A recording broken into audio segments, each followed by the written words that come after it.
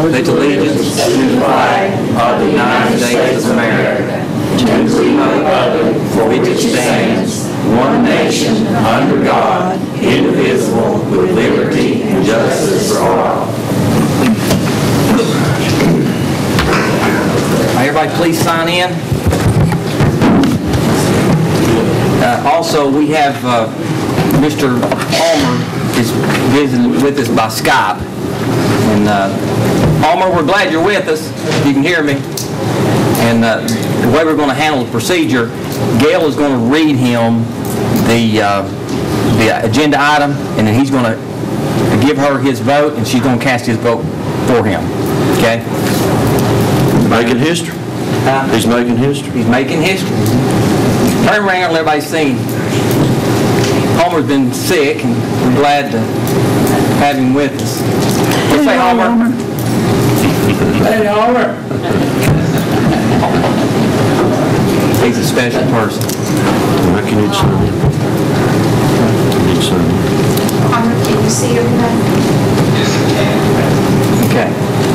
All right. All right, everybody sign in. Gail will sign in for Homer.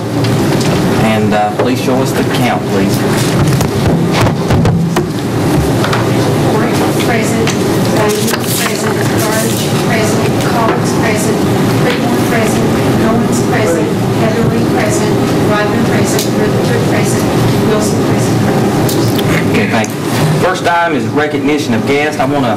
Dale was unable to attend. He's just had surgery. He sent Mr. Lucas Arnold. He's the son of Billy Arnold here in La Follette, so he's a Campbell County boy. Welcome. We had an addendum and actually we had an item that we added to the agenda. The addendum included, under recognition of guests, is to recognize Mr. Bob Walden. Bob was unable to attend our principal's update on our grade cards, and then I guess I also need to look at 7D2. We're going to approve that item here with the agenda, but I'll recognize Bob if he wants to come up. And there's a packet handed out to y'all. It's in the room. Go ahead, Mr. All right. Good evening. Let me have this time. I appreciate it. Mr. Rutherford.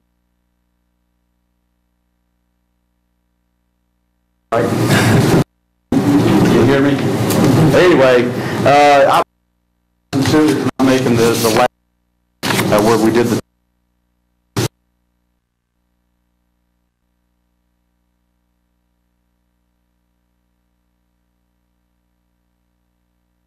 was real fulfilling. The staff, the students, the community really kind of received as one of their own. Of course, I guess technically I am, since my blood runs real deep up in that part of the world. So, if you would,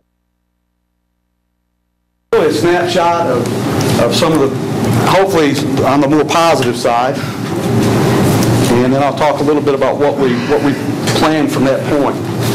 So if you look at the first graph, and that graph shows our achievement data, and it's measured in more of a criterion reference. It's a raw score, or a numbered score. I won't say raw score, but it's a numbered score, not a percentage. And that graph going from left to right in each bar, if you look at the subjects across the bottom, math, reading, and science. And the left side represents the state of Tennessee and where they score. They consider 50 to be the score that we all want to achieve. And the white represents Campbell County, all schools in Campbell County, including Wynn. And then the red bar there on the far right of each subject represents Wynn School itself. And I think we made, if I'm not mistaken, it was around 52 in math, which was considered by the state to be above the target. Okay? Does anyone have a question there?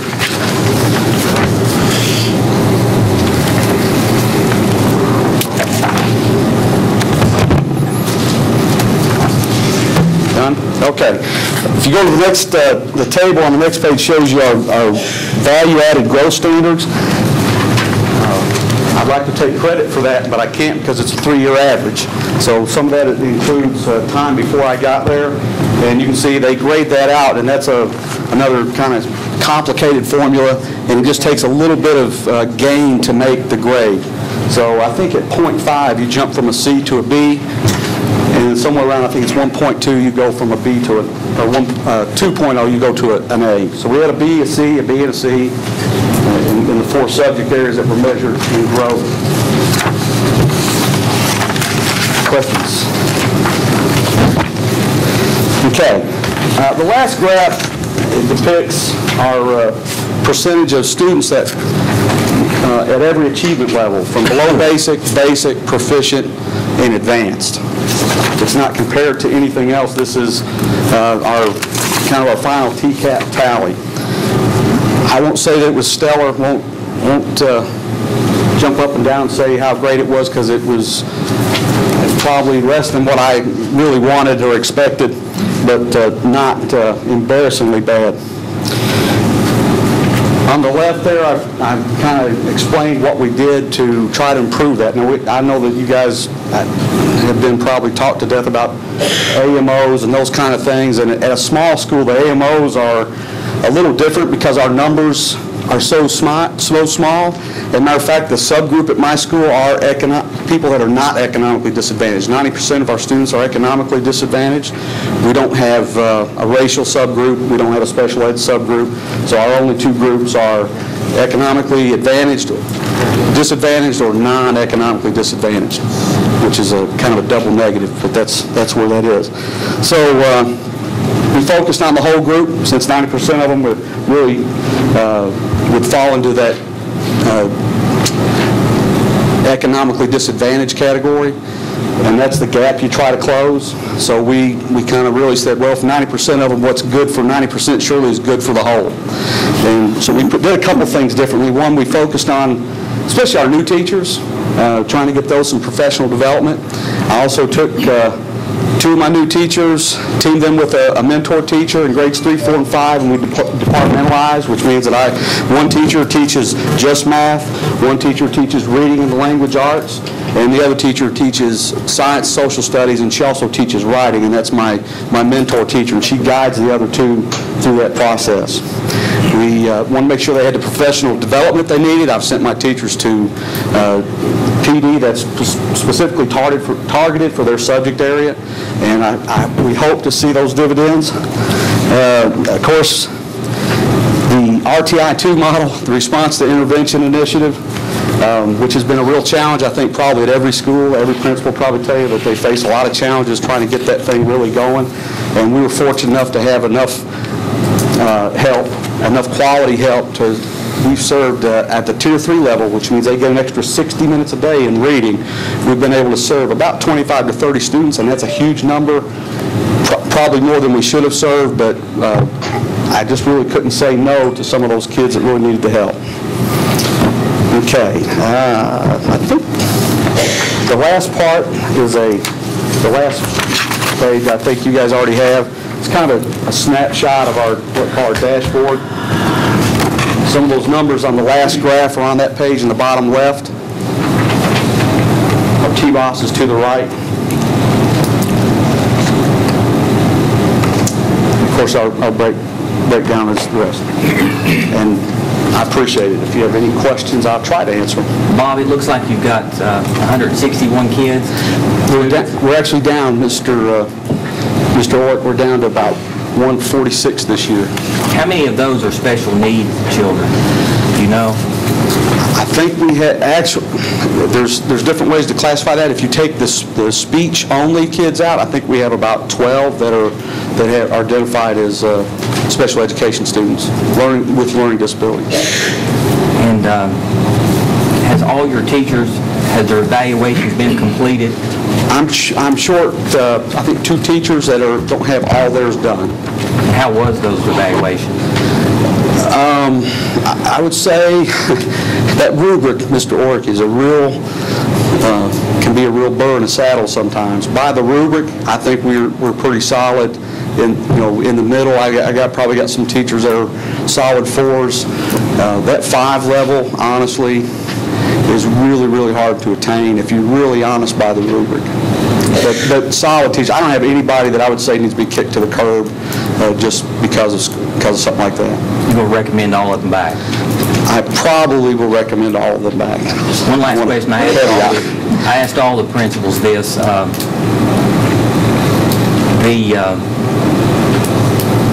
don't know how to ask it. See, if there's one thing that you could pick out that we could do as a board to help you, what would that be? Well, I wish I'd known you was asking that question. Which Lori Atkins gave us a whole laundry list. I could give you a whole list, but you said one thing. You can give 2 or 3. I would say there's more money count as one. Yeah. I'd have to sit down and think about it. I mean, I have a solid staff. It would be more of a superfluous type thing probably for us. Our gym floor has had it. It's 53 years old. It is actually just as old as I am, and it really needs to be replaced. So as a building, there's an issue, regular maintenance. But honestly, I think if we could get enough targeted money for professional development for my teachers as a principal, that would be my #1 priority.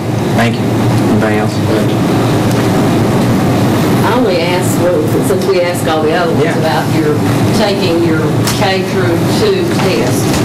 Do you feel that your babies need to be taking that test? Do you feel like it's a benefit to them? That's another tough question, Sharon, because there's pros and cons and everything.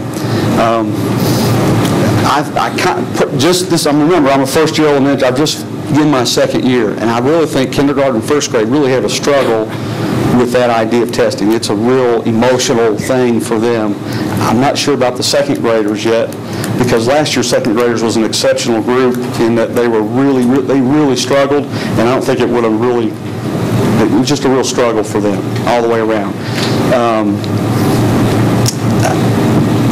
I'm not sure I guess for me as a principal, I really want to know what the purpose of that process is. I know there's some data there, but you're going from a criterion reference test to a norm-based test, so you got 2 competing things, and I don't think it fits smoothly in for like the TVOS evaluations. I know if you look at 4th grade generally across the board in the state, you're going to see a big jump in gains, and I think that's indicative of that test being so different. I have some teachers that tell me the test is really misaligned with the standards. I have some teachers that think it's aligned okay, but the big thing is I don't think that test was ever designed to be used in the TVOS formula, so it causes what we refer to in statistics as a spurious relationship when it comes to those 4th grade scores. By the time you get that data from those first 3, and then you probably have a drop in the 3rd grade because that data, growth data, is not shown because they don't use it statewide for K2. They don't use it at all.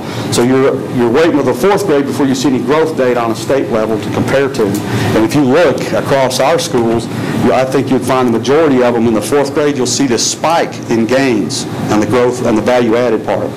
And I think that is not indicative of what's happening in the classroom. It's more indicative of the style of test. So if you're a 4th grade teacher, you should have an advantage on maybe the 5th grade teachers.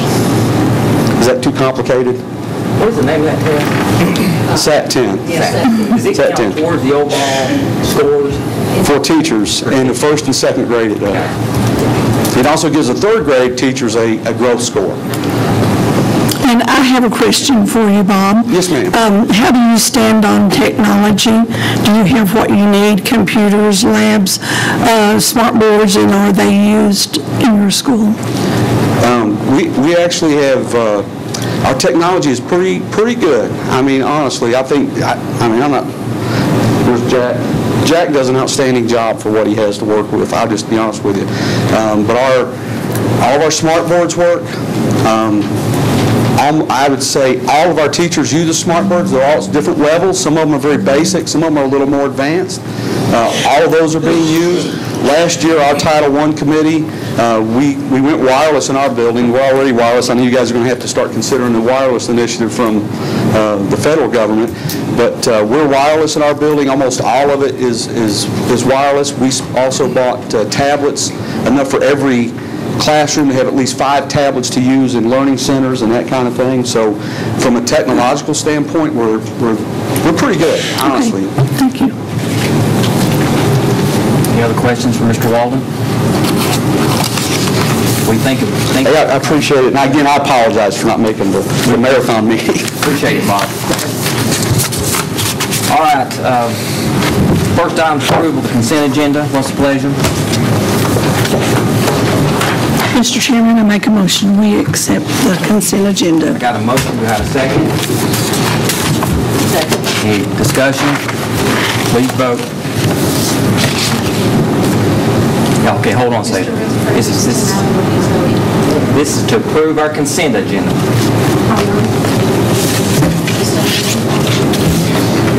You are now going to vote to approve the consent agenda. Do I need to read those items for you, or do you have one copy there? Okay. Pardon? Yes, sir. Are you good?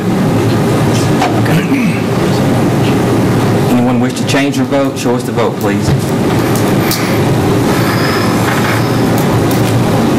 Ford? Yes. Bain? Yes. Burge? Yes. Collins? Yes. Creekmore? Yes. Owens? Yes. Heatherly? Yes. Ryder? Yes. Rutherford? Abstain. Wilson? Yes. Motion passed. Thank you. Next item is to approve the regular agenda with the item 7D2 added in your addendum.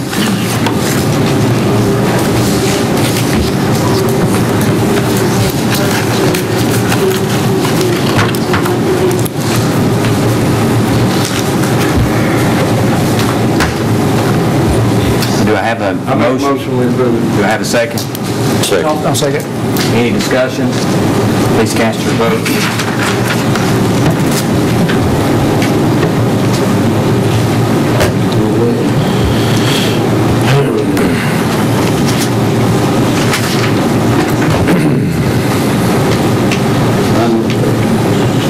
Mr. Collins.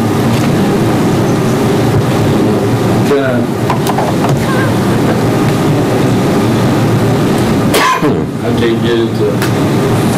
Try to get it. Karen, you want to look at it? Jack, you want to go up there and look at it? Technology's great, isn't it, Bob? Where'd you go? I'm going to push your request to speak about it.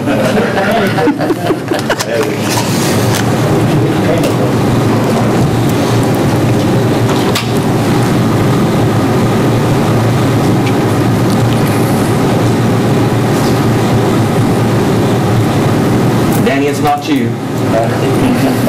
Thanks, God, thankful for that. I just raised my hand.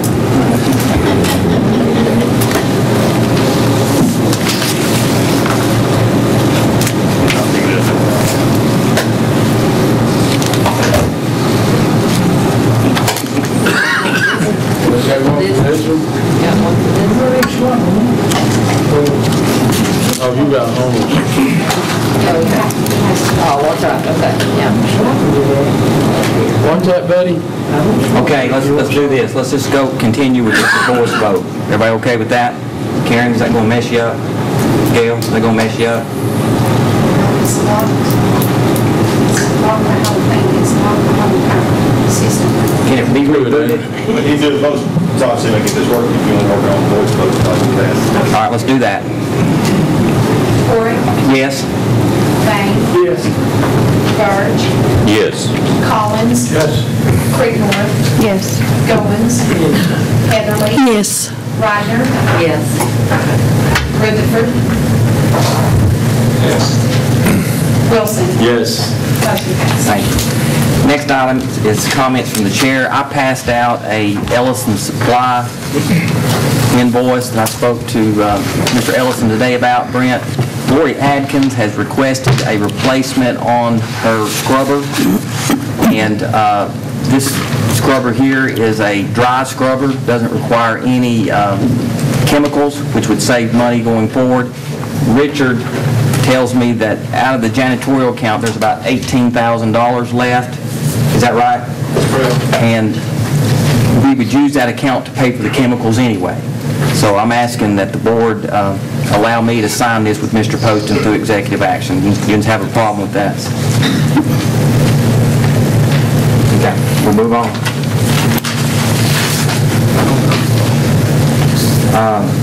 I'm going to take just a second and let Clint kind of update the other board members that wasn't at the meeting on how our contract meeting went. You want to kind of give them the gist of that? We want detail into that? I wouldn't go into, I just give the terms and maybe the pay and things of that nature. Okay, yeah, we did meet, and what we've agreed to so far that we're going to put in, we'll have to put in writing for a draft copy for everybody to look at is we did agree to a 3-year contract. I don't believe your microphone's on, Clint. Pardon? There it is. You got to get right up against this thing, don't you? But we did agree to a 3-year contract on the terms, and on the, I'll tell you what, I'm going to pull that out. So,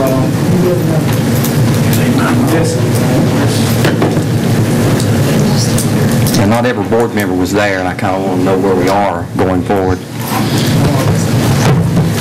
this states something that we did talk about.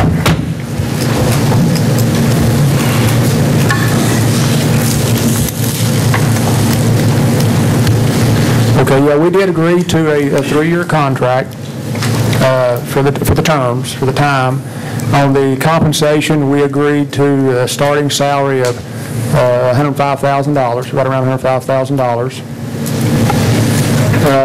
Pretty much the insurance benefits, I don't need to go through all of that. It's pretty much the same. I'm going to talk about some of the major on the performance evaluations that will be in place still, that they will be required for performance evaluations of the new director. Contract termination, the one thing that we did discuss, and I hope I get this right because we talked about a lot of different scenarios with that, under the 3-year contract is if the board without cause decided to terminate the contract of the director, that we would pay the 1-year salary to the director. And if the contract was terminated within year 3, that the board would pay half of the remaining salary that was left in the contract. Now, did I state that? I think we got that right. That's what we talked about. And that's pretty much what we discussed. There's a lot more to the contract. It's with insurance and sick days and things like that. It's pretty standard. But those were the 3 to 4 main topics that we discussed. Okay. I think Ms. Rodner had added a thing to the salary. If the person that applies has a doctorate degree, then it's negotiated from that point. That is 105 is the base, and there may be another $5,000 or $10,000 added to that. That is correct. That would be on a negotiation that would make with the new director based on credentials. Good. And Sharon, you want to fill the board in on your meeting scheduled for Saturday? Okay. We close 4 o'clock on Friday, the applications, and Ms. Gale will be there to open them and make copies and mark out Social Security numbers and things that we're all up to see, and make copies. We would like to meet the committees, the screening committee, on Saturday morning, 9 o'clock, central office downstairs. And then we will go over the applications at that time. And then the screening committee will make a recommendation to the board from that. Because the board agreed on 3 that we would choose 3 out of them. So we will meet 9 o'clock Saturday morning to go over them. And there's several of you on the screening committee, and we appreciate you being there. And all board members can attend? Yes. All right. Next item is to recognize Karen. Sub-Director of Finance, I guess. We'll give you a title. Director of Monthly Report. You can do that. That's fine, go ahead with her. Go ahead. You've got a lot written down. You're going to be here for a while. No, I had planned on sharing with the group tonight some of the strategic plan overview that the state's looking at, and then we had a superintendent's meeting today, and there's a lot of additional tweaking going on in Nashville, and there's some other bills being introduced also. But and we meet with Commissioner this Friday, so I'll wait, I'll hold that, and look, I'll try to share what the state's strategic plan is as it is compared to ours, or how that ours will work in with theirs, and some of the goals. And there's several changes that are taking place on some of the curriculum issues, testing issues, and what have you. But I'd like to address the question that was mentioned earlier about testing. We discussed this at length today, and I'm sure that there'll be a lot of further discussions take place with the State Board of Education. But when it comes to testing of the K through 2 students, you have to come to a decision. Is this testing, does it benefit the children, or does it benefit the educators and parents? Now that becomes a real ethical type of question in some regards. I have my own personal opinion. But now, what has happened, because of the pressures of data and all the information that comes from data, we are putting that added pressure on a lot of small kids to produce academically some things that they may not be equipped to do. Now, I realize a great number of educators are strongly for and promote testing of K through 2 students. I understand that. There's got to be some type of compromise between what is being tested, what is being taught, what is being fair. And it's not an easy task at the state board's looking at it and our educational leaders in making this process fair for kids. And as you know, what you try to do is try to get a mindset of a small child in that classroom. How does that affect them? You know, of course, there's a lot of different opinions on that. But in the long run, does it actually make a major dent or impression on the scores as they get up into the 3rd, 4th, and 5th grade? Do you need those things? So those are, like I say, they're going to be looked at, they're going to be questioned, and Commissioner McQueen, I believe, will use some common sense approaches and bring the panel of people together to make a decision on the further testing of K through 2 students and the effects of those tests. Tonight is my 4th year celebration in this position. It's 4 years ago tonight. I was privileged to, and I'll say privileged and honored, to be able to be placed in this position to serve the children of Campbell County. And I'll say this, it's been a sweet, sweet journey. And I believe with all my heart that was what was meant to be for my life during this period of time. Made as many mistakes as things as we have right, but I appreciate so much the support of the community, the support of the educators and the children and the board in this county.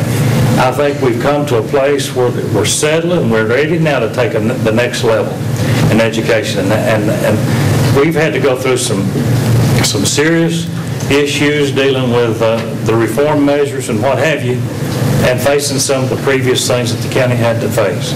And because of the cooperative efforts of the people of this county, and I say it again, our parents, our teachers, our board members, and all of us together working, I think we've come to a place where we're ready to take an additional step. And friends, we've got to get a mindset that these children deserve a whole lot more as far as supplies and materials for their classroom. But friends, that is not what makes a good school. Good schools are made by teachers that's got the right heart and the community that believes in the strong educational program that is being pushed. And this board right here will influence that in every move and every motion that you make. And I applaud your efforts to try to push this county further on, because we're not anywhere where we need to be academically. But buddy, we've made some major steps to get there. There's some progressive patterns that can be seen. There are some steps that can be followed. There's some mistakes that we've made that should be avoided. But I'll tell you, I believe we're ready now to move to the next level. I'll be somewhere around volunteering if somebody will let me. Thank you. Thank you, Don, we appreciate that. Okay, and now I'm going to recognize Karen. We'll get it right now. In your packet, you will find the February 2015 school financial report. 141 general public school fund. Cash with the trustee is $9,257,862. Revenues are at 69.7%, and expenditures are at 59.3%. And the 142 school federal projects fund, cash with the trustee is $539,017. Revenues are at 51.8%, and expenditures are at 51.9%. The 143 Central Cafeteria Fund, cash with the trustee is $889,780. Revenues are at 63.6%, and expenditures are at 62.1%. Does anybody have any questions on those? What's the pleasure?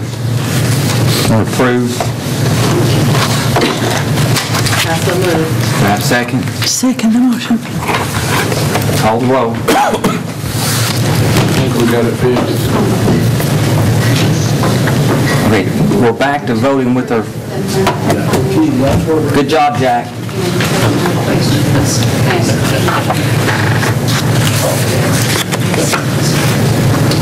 I had the wrong remote. Yeah, we're not going to use these things in the director's vote. All right, anyone wish to change their vote, show us the vote, please. Corey, yes. Bain, yes. Burge, yes. Collins, yes. Creekmore, yes. Goins, yes. Heatherly, yes. Ryder, yes. Rutherford, yes. Wilson, yes. Motion passes. Thank you. Okay, item B is to approve the budget amendments and resolutions. In your packet, you will have 5 budget amendments, and then your email budget amendment 4-6. Which was the change at the Jellicoe? Yes. You want to take each one of them individually? What's the pleasure? I think we need to take that one anyway. Yes, I think it needs to be separate.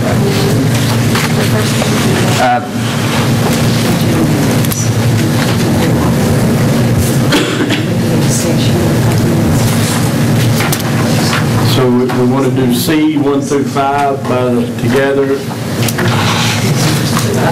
Okay, I make a motion we do C 1 through 5 together. Got a motion to approve budget amendments 1 through 5. Have a second? I'll second. Any discussion? Please vote. We'll wait on Gail.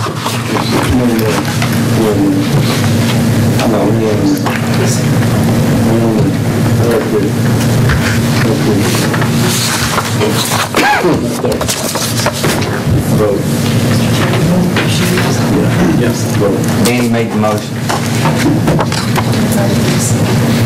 Second, can you second that motion? Yes. Yes, I did. Yes, show me the vote. Corey, yes. Bain, yes. Burge, yes. Collins, yes. Creekmore, yes. Goins, yes. Heatherly, yes. Ryder, yes. Rutherford, yes. Wilson, yes. Motion passes. Yeah, let's talk about that one. So you want me to read it? Yes. Whereas the Campbell County Director of Schools has reviewed the amendment described herein and recommends the approval of signed by the Campbell County Board of Education. And whereas it has been determined that the football field at Jellicoe High School is in need of a scoreboard, football equipment, and other capital outlay needs. And whereas the funds to be provided to meet these needs will come from the funds established for the improvements for the Jellicoe Elementary School football project. And therefore it be resolved by the Board of Education. So basically they're going to take the money that was from the Jellicoe Elementary football project and move it to Jellicoe High School. Crystal, you or Sarge want to touch on this? That's why we're doing this. Go ahead, Sarge. We thought it was money appropriated for the elementary football field. And this was a drop in the bucket, just to be honest with you. It would cost over $500,000, Mr. Payne went over with me, and it would cost over $500,000 to finish what we need to be done. So we need work done over at the high school and the elementary school concerning sports. And we got together and talked to the principals, and they agreed we need about new scoreboard, new weights for our weights for the elementary school and what have you. So Crystal requested to have this money transferred over for that use. So that's what it'll be. Gotcha. Any discussions? Anybody got any questions? The scoreboard they just bought came out of it, right? The scoreboard that they just bought? We can take that whole scoreboard there and put it down on the baseball court. We don't have one in baseball. We ain't got one. We haven't bought it. We haven't bought one yet. All right, now can I get a motion to approve this budget amendment 4-6? That'll be part of it, part of this money. One other quick question, I'm sorry. They're still going to have the 24,000 left over in that fund? Absolutely. Which I think what Sarge is saying, they're never going to have enough money at this point to finish the project. Not my lifetime. Well, maybe. All right, can I get a motion to approve resolution 4-6? Mr. Chairman, I make a motion we approve that amendment. I have a motion, do I have a second? Mr. Goins, second. All right, please cast your vote.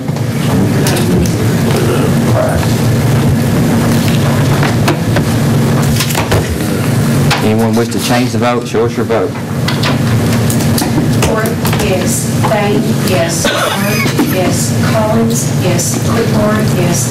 Goins, yes. Heatherly, yes. Rodner, yes. Rutherford, yes. Wilson, yes. Motion passed. Thank you.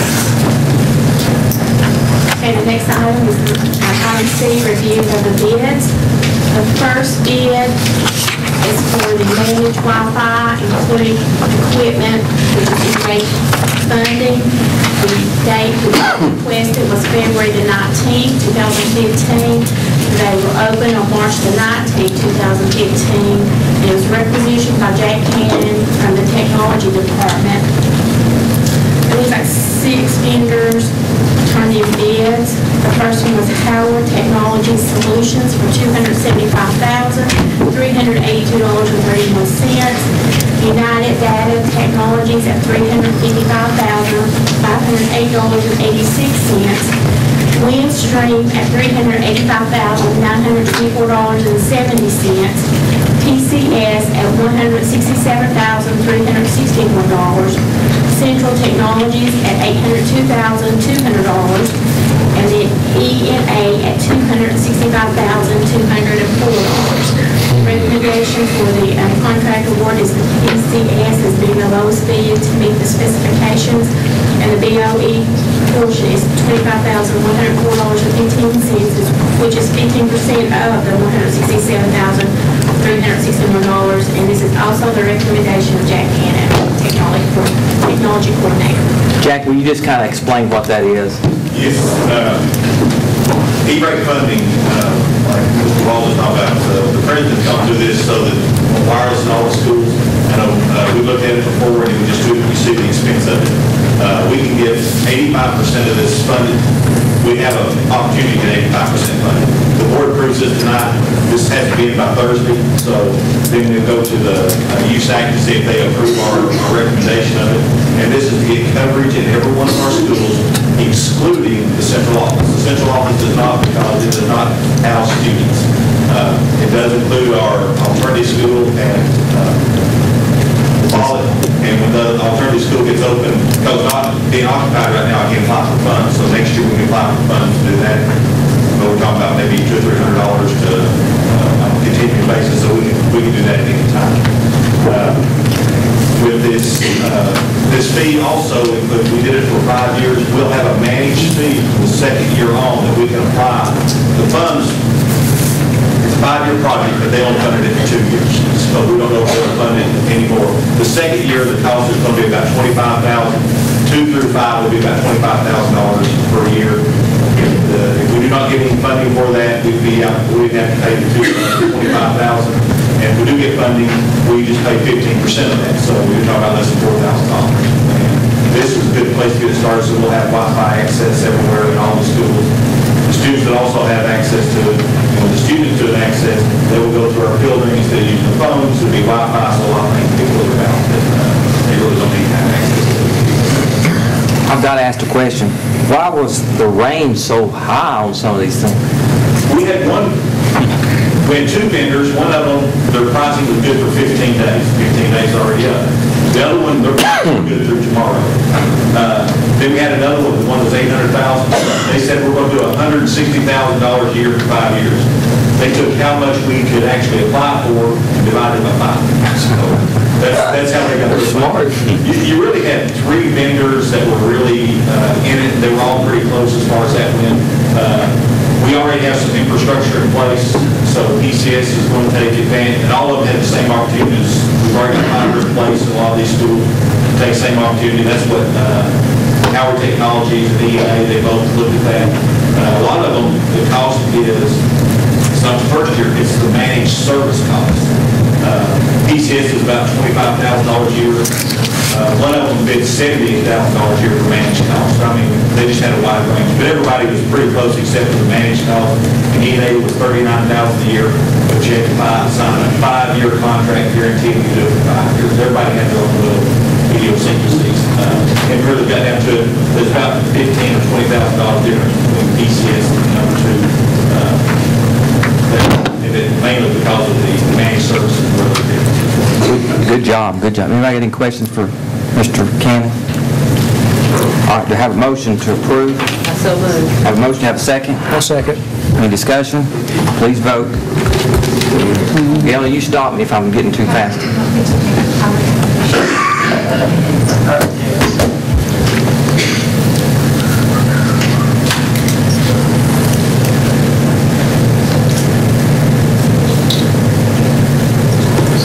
Okay, show us the vote, please. Ford, yes. Bain, yes. Burge, yes. Collins, yes. Creedmoor, yes. Goins, yes. Heatherly, yes. Ryder, yes. Rutherford, yes. Wilson, yes. Motion passed. Thank you. Do you want me to continue reading these individually on the bids? Can we just do 1 through 5, no? Or two through 5? If anyone don't have a problem with it, I don't have a problem with it. I move we do 2 through 5, yes. I got a motion to approve I second it. 2 through 5. He's got a second over here. Any discussions? Please vote. That was fast, Danny. I was thinking the same thing he was there before he said it. I done went over it all and. So for clarification, it is D&E total? It is 2 through 5 under C. Okay.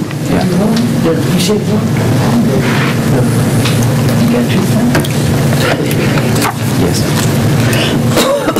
Ford, yes. Bain, yes. Burge, yes. Collins, yes. Creedmoor, yes. Goins, yes. Heatherly, yes. Ryder, yes. Rutherford, yes. Wilson, yes. Motion passed. Thank you. Item D is to request permission to advertise bids. There are 2 on there, but the bid on item number 2. So do you want to read those individually? Has everyone looked at those? The addendum item deals with advertising, or actually to surplus a bus through special education, a 2002 bus.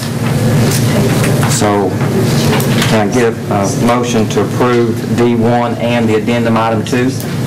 So moved, Mr. Chairman. Got a motion to approve. Do I have a second? I'll second. Any discussion? Good, Gail? Cast your vote.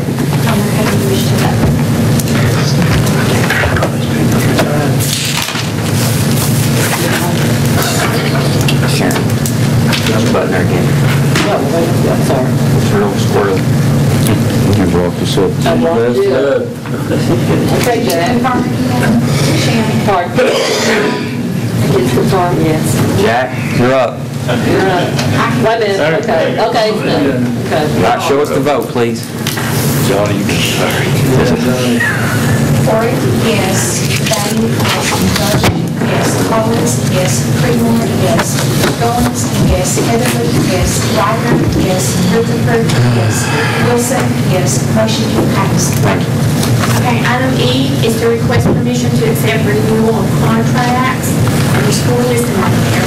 Anybody have any specific questions concerning 1 through 4 that deals with the food items and the dairy items? Ms. Woodward, this is her recommendation. Ms. Vicki, this is your recommendation for these 4? Sorry, I didn't hear you. Permission to accept renewal of contracts under your department? Yes, all of them have my recommendation. Okay. I move we approve all 4. Got a motion to approve all 4? I second. I got a second. Mr. Chairman, I have one question. On most of these, there was no bid, on just the one bid. Is there any reason, Vicki? Not really. We sent them out to anywhere from 3 to 7 vendors. So they were sent out to more. We just got some of them returned with no bid, or some of them that just were not interested. Well, I was just curious, since there were so many no bids, yeah, okay. These are kind of particular items that there's not as many companies that deal with those type. Okay. That's some of the reasons. Okay, thank you. But you've done business with these folks before? Yes. Okay. All of them. All right, any other questions? Please cast your vote.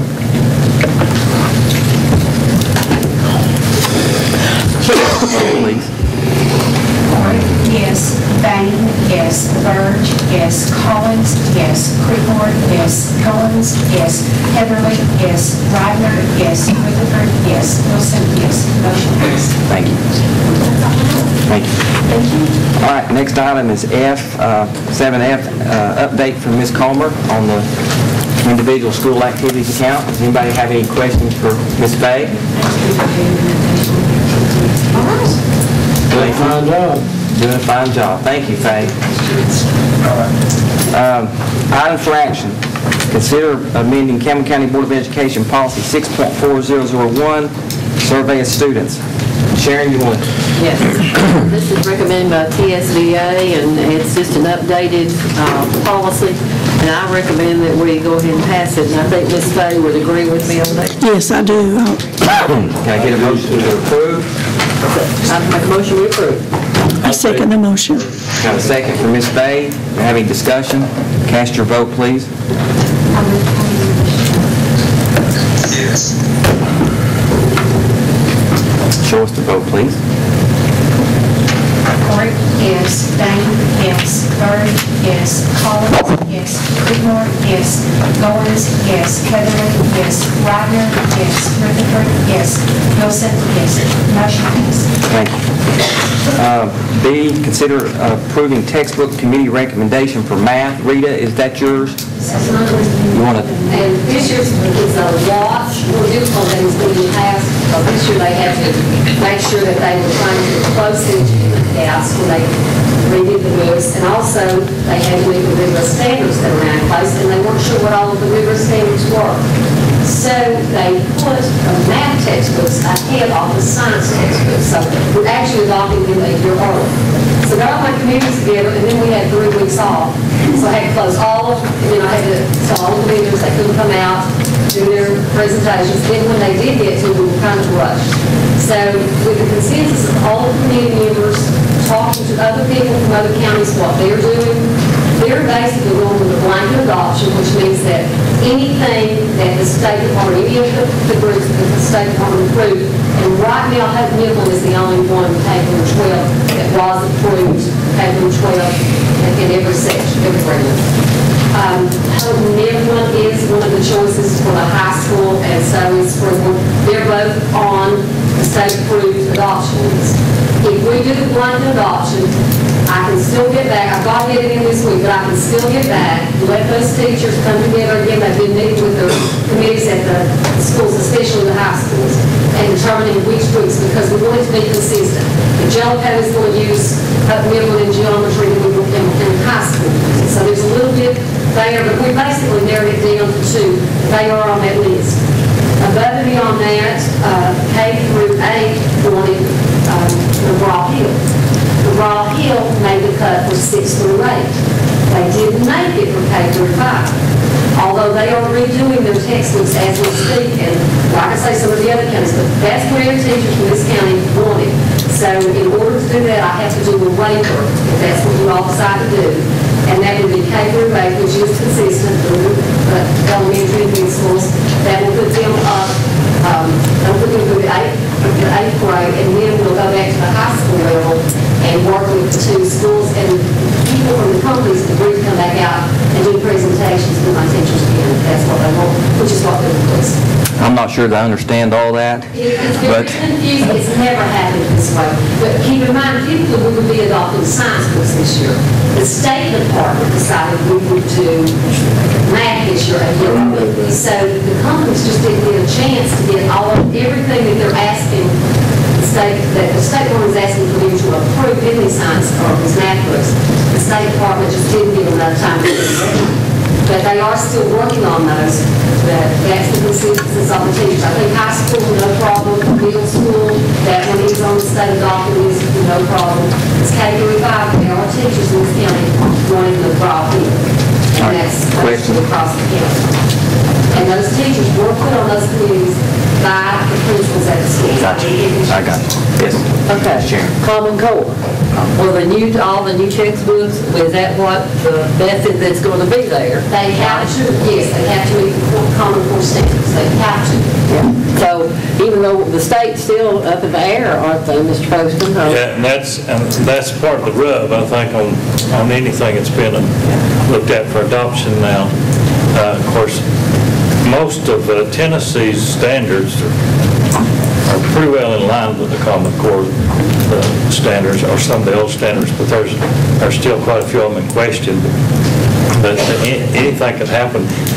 And here's the sad part, we could spend thousands of dollars on this adoption, and then year after next, it'll not meet our standards. And the testing will not even be aligned then. But welcome to change. And it's that way. I've called numerous surrounding counties, everybody's like that. That's why I'm saying they're doing a blanket adoption. Because it also gives us the leeway that instead of ordering on July 1st, those textbooks are still good. They're still in the 6-year time frame. So at some point, once the State Department decides what they actually want, we do the blanket adoption, and we do that one waiver from the drop deal. At that point, we can order in the fall, or we can order at Christmas. Once the state knows what the guidelines are so that we have a better understanding, I can bring the textbook companies back in. It just means that we will not be ordering July 1st like we've done in the past, but it still gives us that year of getting those math textbooks. If we don't purchase math textbooks next year, if we wait, then we're really messed up, because if that money goes somewhere else the next year, we're going to have to purchase math and science, and then we're really messed up. I think it's the best of either evil, and that's what the teachers basically wanted to do. And like I said, it's the rigor this year is what they're really stressing in those standards. All right, we'll have a motion to approve B, considering the textbook committee's recommendation.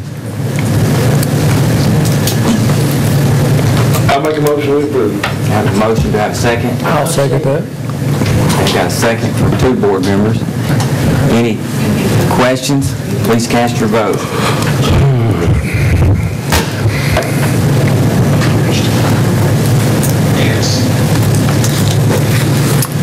Anyone wish to change your vote? Show us the vote, please. Torrey? Yes. Dane? Yes. Burge? Yes. Collins? Yes. Creekmore? Yes. Owens? Yes. Heatherly? Yes. Ryder? Yes. Rutherford? Yes. Wilson? Yes. Motion yes. Thank you.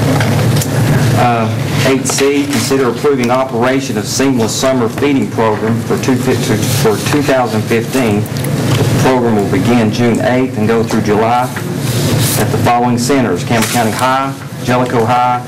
Service all of Campbell County will be from these preparation centers. Ms. Vicki, you want to discuss that with us? This is basically the program that we have run for many years now. There hasn't been a lot of changes with how we will run this summer. We do open it up for any Campbell County, the programs that we may have for students. We actually try to find students anywhere we can, if they might, or children. Any child from ages 2 through ages 18 can have a meal free of charge if they come to one of our places where we have meals. We also service vacation Bible schools. That's a very big part of this program. and they come to an orientation with me. One person that will, so to speak, be the supervisor for that Vacation Bible School, and so they hand out the meals for us and do the counting of the meals to send back to us. They are monitored by my program. Gotcha. I testify to that. I've seen the program work. It's a good program. Another comment? Have a motion to approve. I'll make a motion to approve this program. I got a motion to approve. Do I have a second? Second. Got a second? Please cast your vote.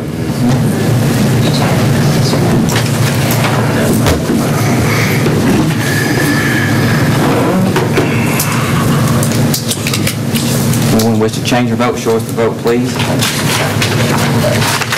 Ford, yes. Bailey, yes. Bird, yes. Collins, yes. Whitmore, yes. Goins, yes. Heatherly, yes. Widener, yes. Rutherford, yes. Wilson, yes. Motion passed.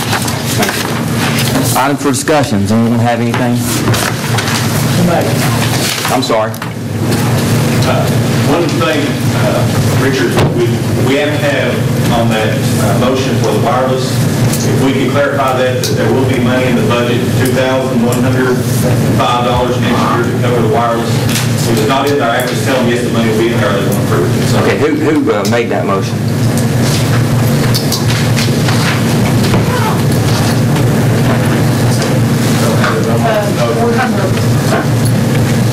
Mr. Ryder made the motion and Will Beaver made the second. Ms. Ryder, will you care to amend your motion to include the funding? To include Jack.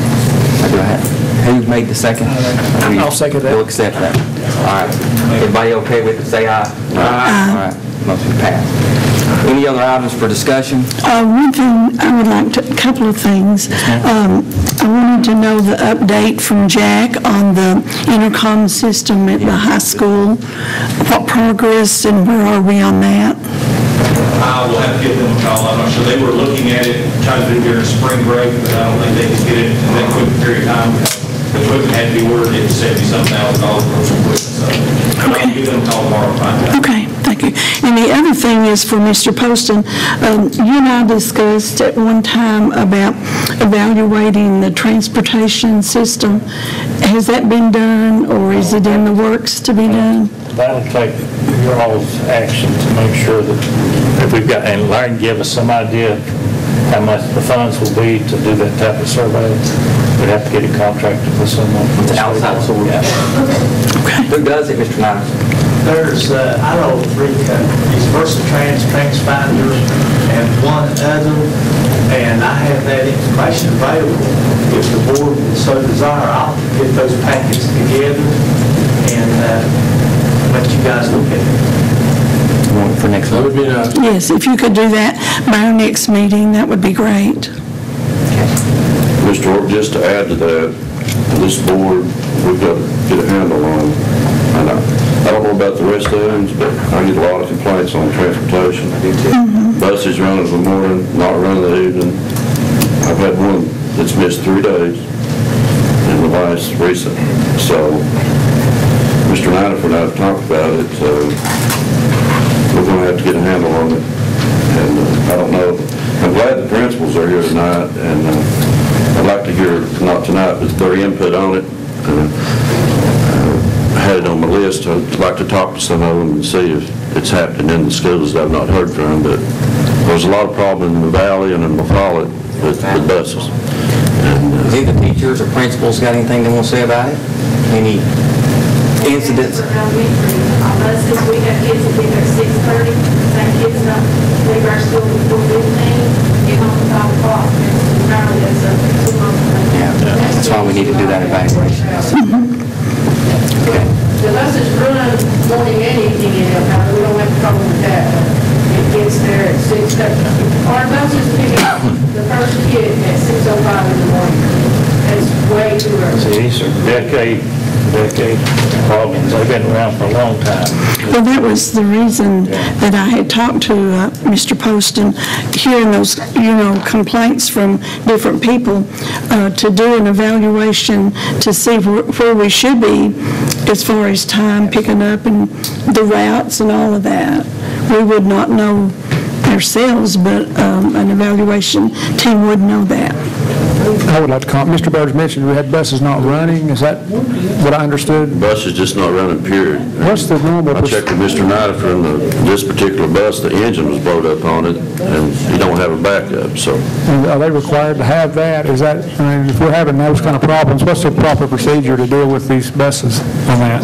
The contract, Mr. Lane, has been in effect for several years.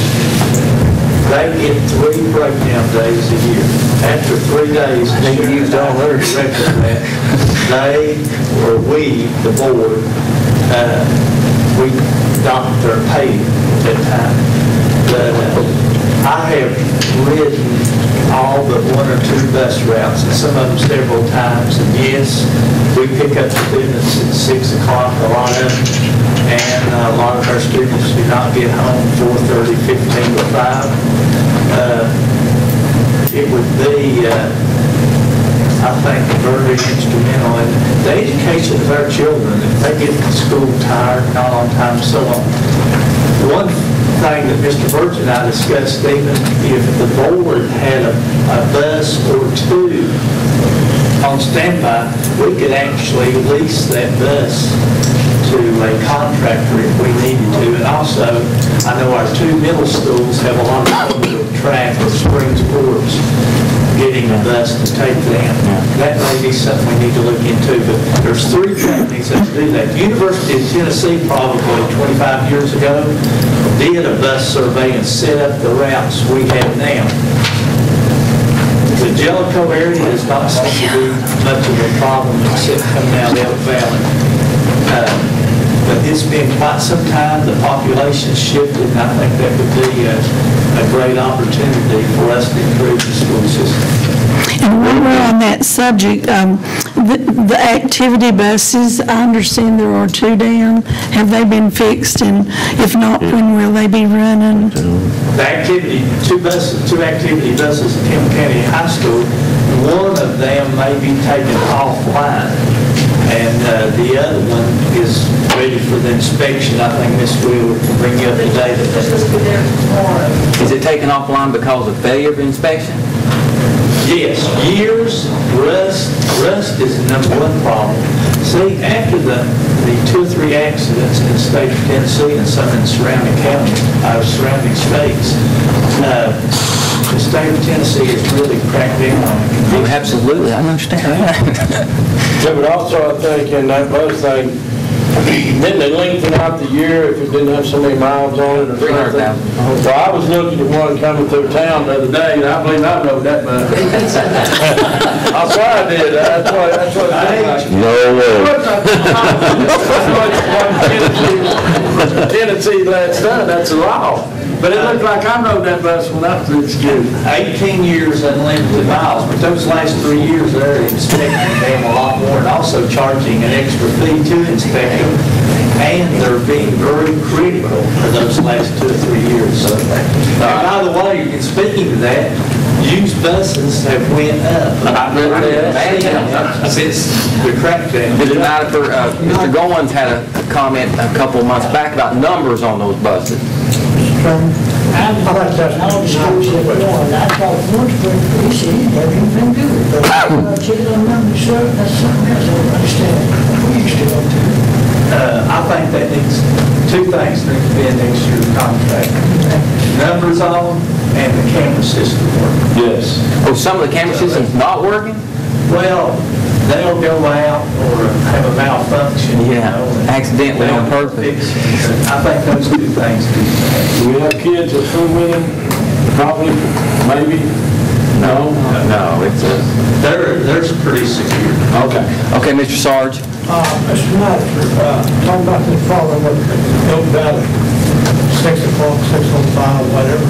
Have you rode this route? I have. Nancy will help me a little bit. Miss Lay has part of the route, right, Miss Lay? Another Miss Lay. I have ridden her bus and then got off of that bus and got on Larry's Angels bus and went on to Jellicoe High School. I have not rode the complete routes, but I've rode the connections. So that's, we need to, change words in the middle of the string, whatever we have to do, but that's awful long time for those kids. It's like, Absolutely. get on the bus or get to the school. And can I add something to that? I look back on the kids that are arriving at school at 6:20, between 6:20 and 6:30. They have never been proficient on TCAS. They're wore out. It's a correlation, yeah. One other thing that kind of affects those bus routes. It's 6:15, something like that. I'm there by 6:20. That's right, 6:20, sometimes 6:30. We don't change this. I'll say one last thing. I asked last year several buses of the morning, I'd say, would you rather get on the bus a little early or eat back breakfast? And they said they need to eat breakfast at school. So that's been an impact. We didn't, how many years have we fed breakfast? Lots of years, but you know, with the CP this year, that students are able to eat breakfast free of charge, that our breakfast has gone up 29%. Oh, I could imagine, yeah. Hey, if we get that next year, good job, good job. But in the bus driver's defense, you know, they have to start that over. So the remedy is we're going to have to add some routes. That's right, that's what Faye's saying, And- have that back. More And buses, more with routes. that being said, I've got a question I hope Richard can answer. Our wheel tax is dedicated, earmarked for transportation. Used to be. I'm just trying to remember the resolution that approved in the past. I don't think it's sensible that it has to be used for transportation. It is a revenue source that's dedicated to the school system. But it is used for transportation. Mainly. So I'm not way to say that this dollar pays for this expense. We're bringing in roughly $1 million more than wheel tax. Your transportation costs exceeds that. Cost how much, I'm sorry? Approximately 1.1 million. And it brings in 1.2 million, Brings in $1 million. and it costs us 1.2. Don't have that in front of me. Larry, you call the total budget amount for transportation department. No, I don't. We can get those figures. Well, we got something we can look at later, but just a rough estimate, Mr. Nidifer, if we wanted to add a bus to Elk Valley, what roughly cost would you be looking at? Maybe $20,000 for the whole year. It's seats, and you know what we gotta look at, if we could get a company to come in and do this survey, folks, then we may use small buses to satellite into a bigger bus, cut those times. That's the reason I requested the bus, and I'd sort of laid off of it, but, I mean, that's, you know, I'd appreciate it if you'd get on that and get us somebody in here to look at it, because like Ms. Lay said, it's affecting our test scores and students. So, What is it, I have a question, what does that involve? We just got to get a company to come in? We've been waiting on that? I mean, what do we need to do to make it's that just a happen? matter of, He's going to have it at the next board meeting, those 3 or 4 companies, so we can choose or send out for bid for requests Yes. for the evaluation. And it needs to be in place before next school year. Agreed. Yes, that is. Mr. Collins? Question there, talking about breakfast, some buses has to get there early. I'm talking about Elk Valley here, they get there at 6:20. I know. You have any problem eating breakfast? We have breakfast, lunch, and dinner, and have a little party and all that stuff. But part of the issue though with that is the connecting bus to Yellowstone High School.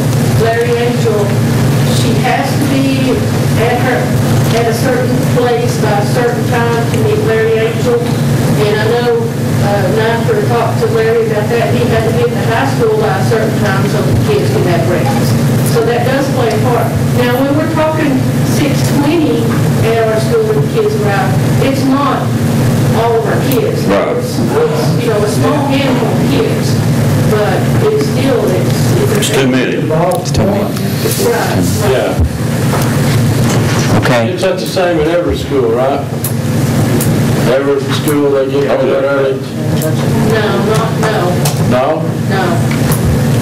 Only a couple of, Jones does, I believe Jacksonville Middle does. Well, following the elementary, the first load gets there about 6:30, and then it is a steady stream of buses the rest of the morning. And Are there buses? 6:30, 15 to 7 is maybe an average of the first drop off. Are them buses full? Pretty much. Pretty much? Yes. Ours is not, ours is not. About 20 rooms? I think, just the change of the routes of how we might help. I'm not sure how. Okay, we got to work it out some way. We can get on that. I agree with you. Okay, Mr. Burge. good job. Whatever they need to agree on. We always agree on that. As I hope the board members will keep an open mind as we reach the end of our school budget. Sometime in June, right before the end of June, we'll sit down and do our year-end budget amendments, which will take care of any excess funds or funds that we need to transfer into different accounts. And I've talked to Richard and Jeff, and they indicate that there may be some savings left in our utilities cost.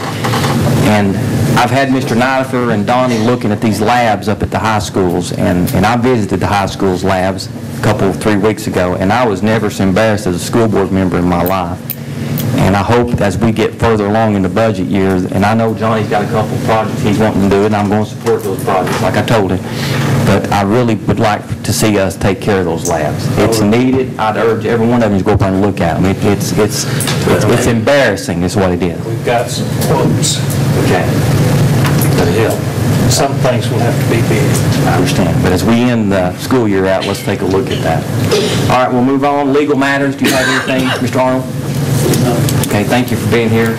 Recognize school board members. Mr. Collins. I have a thing here. I would like to thank Mr. Poston, Mr. Nidifer, and all the school board members. Jeff Marlowe, but I'm fighting with Mr. Nidifer about this alternative school. I think the farm marshal inspection would move in there next week. We have a ribbon cutting ceremony. Oh, boy. Yeah. And I just told Mr. Nidifer, because we get our delivery truck come over and they're not connected out there, not the car down going in there. When they get some good problems with the asphalt and get mine. But I told them the Jellicoe electric was down there putting that back, and hopefully get moved in there next week, and I won't have to fight Mr. Nidifer. All right, that's good. Ms. Creekmore? Well, I was just sitting here thinking, I think we just need to stick Mr. Collins' name on that building and name it after him. Well, we'll put down the agenda for next month. Sergeant Collins, alternative school. We won't call it the Memorial Building. Sergeant or corporal or... The first one. You say a private? Alvin Evans on his name on it. Well, we'll put it on the I got a agenda. special place for him. We'll put it on the agenda, Crystal, next month and do that. Mr. Bain? No, I don't have anything. Ms. Faye? Just a reminder that all their school board members are required by law to take an 8-hour training each year, and there is one coming up the 17th in Knoxville, and if you haven't made yours and would like to go, you can see Gail. And also, if you've not filled out your code of ethics, conflict of interest to the ethics department in the state, and you need help to do that, you let me know and I'll help you. Okay, thank you. I'm going to have Gail, I'm so confused on these dates. First of all, the committee members, the chairs of those committee members, which is the contract committee and the screening committee, need to call those meetings as you see fit. But we've got and Gail, you correct me if I'm wrong, our interview process is going to be Friday the 24th. Miss Vicki Sanders is going to have some snacks at 5 o'clock, and then the interview process will start at 6 o'clock, Friday the 24th, at La Follette Middle School's auditorium. And then Saturday morning, the following morning, we're asked to be there at, what time? 9:30 for breakfast. And then we'll have an interview immediately following that, and then we'll break for lunch and come back and do a meeting at 2 o'clock. And I urge everybody out there to attend those. We've got plenty of room. And And I think that, and Johnny, we still need to work out the gym floor after Mr. King, try to get that done if we can. That's all I got. Bird? If I understood Mr. Bain correctly, and I don't know if we're going to vote on it or whatever about the buyout on the director of schools. Yes. I'd just like to warn the board, you know, that clause was put in there before, I think it was $5,000 or $10,000. And,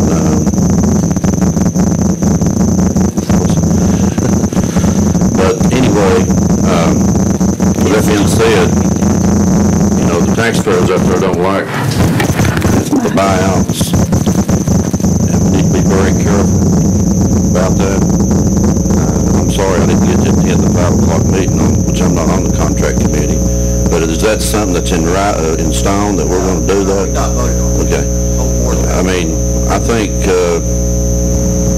just think what he had mentioned is a little too high, and I think what our current contract is too low. And, I mean, that's something we need to be real careful about, because you can get in so many different scenarios, and then when you get attorneys involved, you know, it's just, that clause was put in there to protect this board and the taxpayers.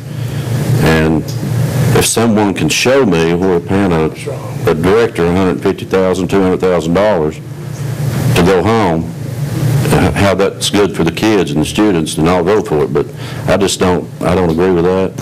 And I know the public don't, so we need to be real careful. I've been on this board 14 years, and trust me, it can get hairy. And need to be real careful.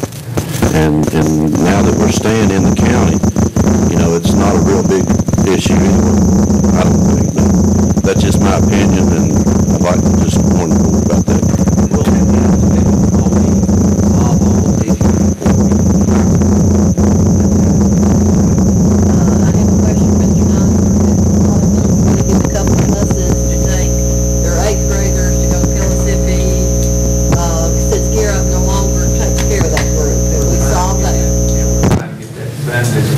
They're just going to Rome State into the local team. We're going to Pellissippi, I think, too, what the guidance counselor told me, maybe. Okay. They want to do a visit, you know, take the 8th graders, because they'll be making career choices for the following year out of But it. anyway, yes, she has contacted, and we're trying to get that worked out. Okay. Money's what we need. Send money. I was probably a little long on my decision on that. I was probably a little high. We got an opportunity to I know. Mr. Goins? No, I don't have anything. All right, have a motion to adjourn. So good. Thank y'all. I'll see y'all now.